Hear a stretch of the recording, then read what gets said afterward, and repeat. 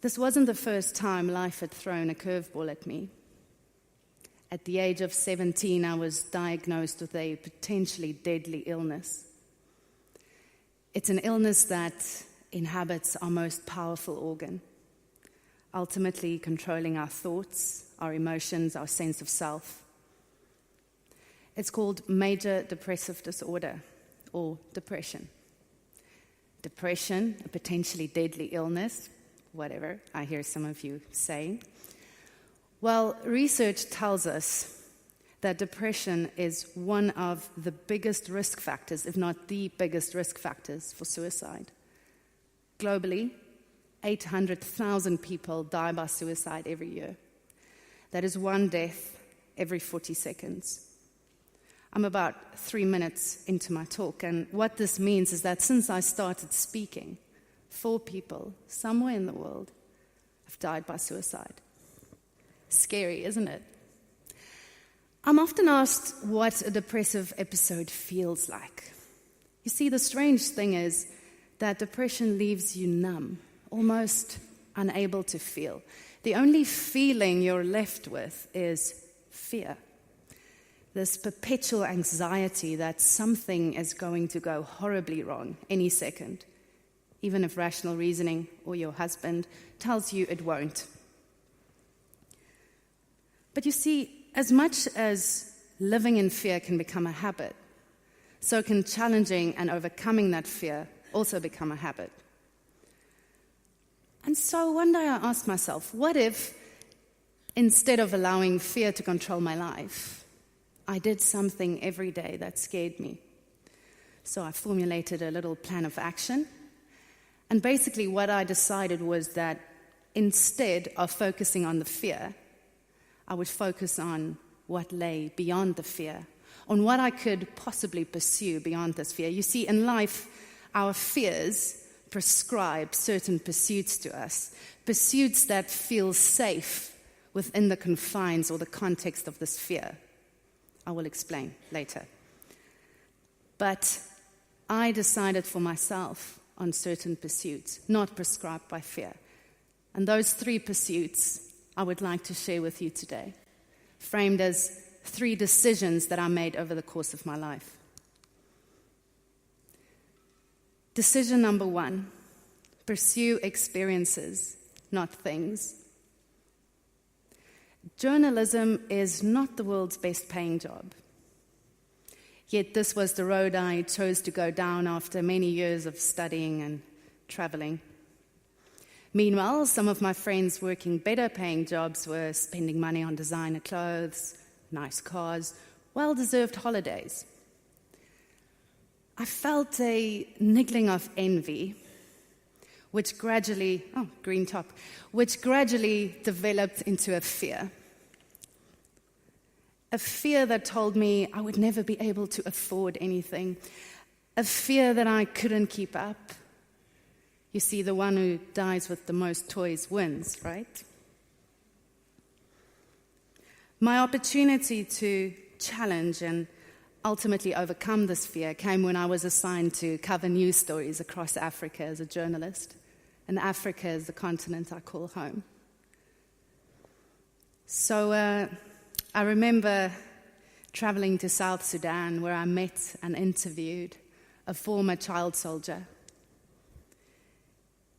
He had miraculously escaped, and he was now able to attend primary school for the first time.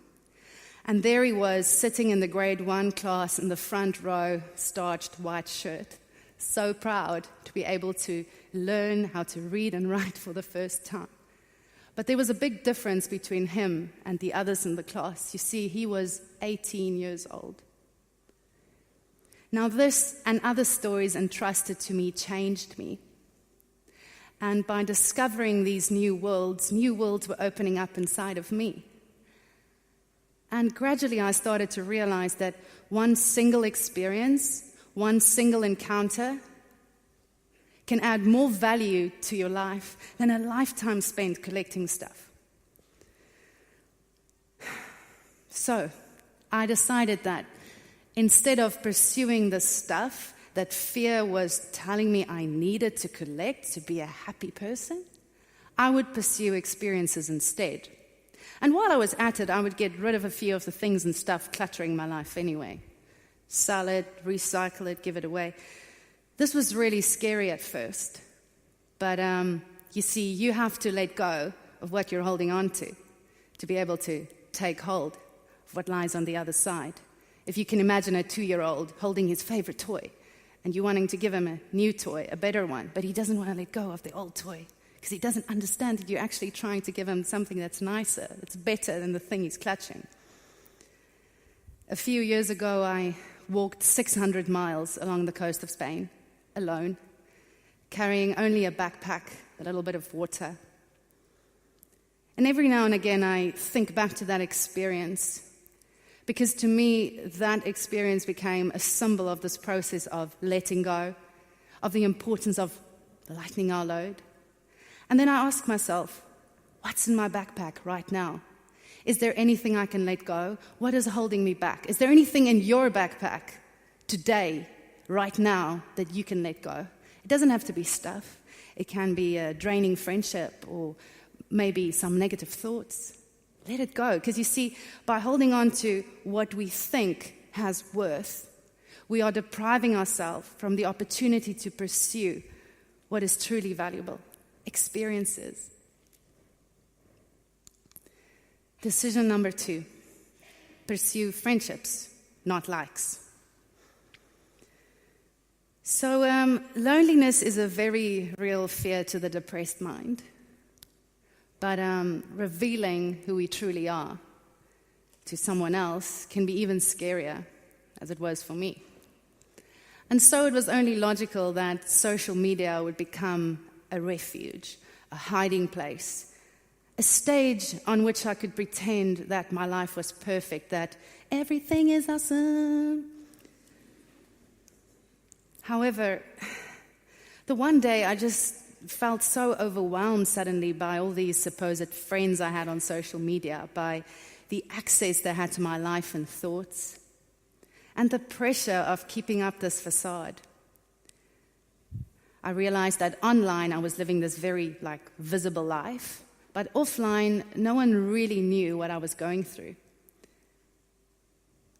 Not to mention the fact that I was forever chasing all these likes and clicks, the fear of loneliness. It tells us that we need those little stimuli. I know that no one in this room understands what I mean when I say I enjoyed someone liking my photos, because you're all fine. But to me, it became a problem. And so I deactivated my accounts.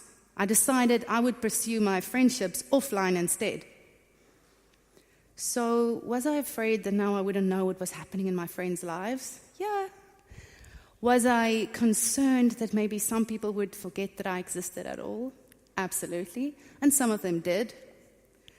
But what also happened was that with my online self now deactivated, my offline self became more present, more honest, more transparent to those around me. I could just enjoy the moment. I could just be in it. I didn't have to think, ooh, what filter would look nice in this picture? Or what status update can possibly describe the wonder of the scene? I was just present in the moment. And my friendships grew deeper, more meaningful. 4 years later, my accounts are still deactivated. Decision number 3. Pursue challenges, not comforts. I want you, for a moment, if you will, to just draw an imaginary circle around yourself. Okay, have you drawn the circle? Can you see it? That circle represents your comfort zone, the zone that we are humanly programmed to never leave, because this is a safe zone. But you know what I've discovered? Is that everything beautiful and meaningful in life happens the moment you step out of that circle. But how do we step out? How do we leave our comfort zone? You see, that circle keeping you fenced in, it's not a barbed wire. It's not an electric fence. It's all in your mind. That's what gives it power. And that's what takes its power away. I remember the first time I read the news live on television in South Africa. I remember the glare of the lights, all the cameras on me, the adrenaline, the voice in the earpiece counting me down. 3, 2, 1. But mostly I remember thinking, wow, what a significant moment in my life. What was the big deal? The big deal was that as a child and into my early 20s, I couldn't speak without stuttering. Stringing a sentence together would take me ages. Speaking was awkward, awful, embarrassing. People were laughing at me behind my back. So, based on this, I developed a fear of speaking, be it on the phone, publicly, face to face. So now if you look at this fear, my pursuit should have been silence. My pursuit should have been the back row. And my comfort zone, everything but a stage like this. But instead of pursuing silence, I decided to pursue the challenge of having my voice heard. So I stepped out of the circle. I want to end with a final story. A few years ago, I traveled as a journalist to the Dadaab refugee camp in northeastern Kenya. It is supposedly the biggest refugee camp in the world. More than 500,000 people call it their home. But it's also one of the harshest places on the planet. It is incredibly hot. There's very little green to distract from the desert and the shrubs. To me, it resembled an open-air prison. Dadaab is where I met 17-year-old Muhammad. Muhammad was unlike any teenager I'd ever met in my life. For starters, he was a refugee. He was born a refugee. For 17 years, in other words, he'd never known a life outside of this camp. Think about it. He'd never seen a paved road, a city, trees, mountains, a beach. But Muhammad had a dream. Muhammad said to me that he was going to be a doctor one day. That was his dream. He wanted to change the world. He wanted to make it a better place. And as I sat there listening to the yearnings of his heart, something quickened inside of me. If Muhammad could imagine a life beyond this prison, then what excuse do I have not to pursue my dreams, not to face my fears? What excuse do you have?